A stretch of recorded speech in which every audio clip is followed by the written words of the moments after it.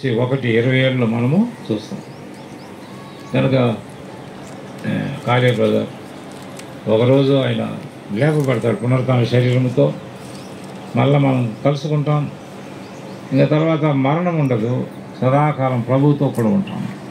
కాబట్టి 18వ వచనంలో ఈ మాట చేత ఒకరినొకరు ఆదరించు, నిరీక్షణ కలిగిన మాట ఇది, జీవంతో కూడినటువంటి మాట, ఆదరణ మాట.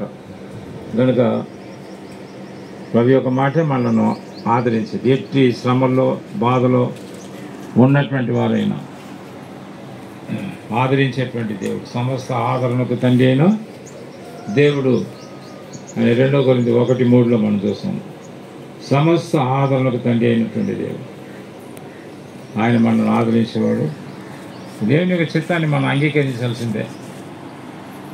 ఎంతకాలం భర్తగా తండ్రిగా అనుగ్రహించినాడు, ఆయన చిత్త ప్రకారం తీసుకువెళ్ళాడు. యెహోవా ఇచ్చాను, యెహోవా తీసుకుపోయాను. ప్రాణం ఇచ్చేది ఆయన, ప్రాణం తీసుకువెళ్ళేది కూడా ఆయనే. కనుక దేవుని యొక్క చిత్తాన్ని అంగీకరించడం ద్వారానే మనకు ఆదరణ. మనము నమ్మేదానికి కష్టతరంగా ఉన్నా అది దేవుని యొక్క చిత్తమైన అంగీకరించినప్పుడు మనం ఒక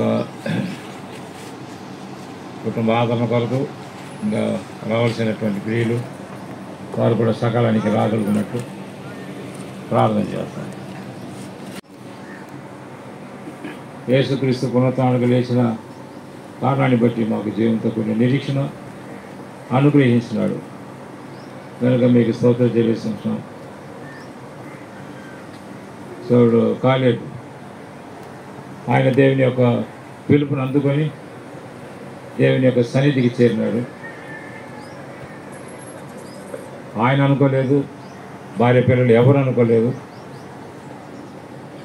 మరణం అనేది చెప్పి రాదని మేము ఎరుగుదాం. కాబట్టి మీరు పిలుచుకున్నారు, ఆయన మీ సన్నిధిలో విశ్రాంతి పొందుతున్నాడు అని మేము వాక్య ప్రకారం నమ్మి స్తుతిస్తున్నాం. సత్యమని పరిశ్రమ కొరకు ప్రార్థన చేస్తుంటున్నాం. మరి ఎంతకాలం కలిసి భార్య భర్తలుగా జీవిస్తాం.